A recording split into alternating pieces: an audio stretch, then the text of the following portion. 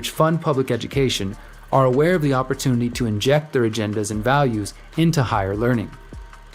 Not only are children sent away from their parents and families for 8 hours a day for 12 or more years of their lives, but it happens at a time in their lives when they are often the most impressionable and trusting of the adults around them.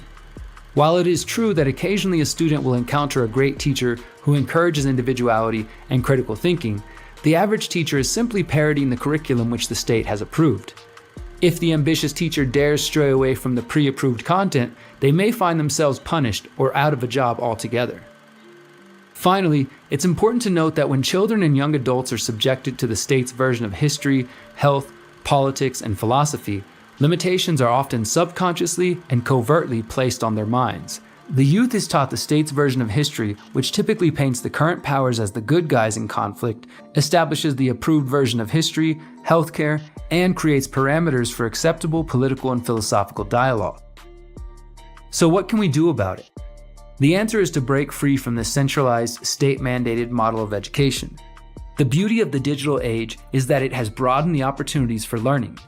Not only is the internet itself available as a resource for the intrepid and determined student, but dozens of online education websites have launched in recent years.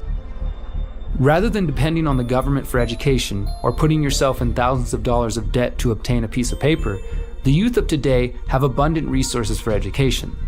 There are free and paid websites for grade school education, both religious and secular, and there are free and paid websites offering college courses. There are literally thousands of online schools which offer courses in continued learning. While it's not always feasible or affordable for parents to take their young children out of school, there is a growing movement of parents who are homeschooling or even unschooling their children.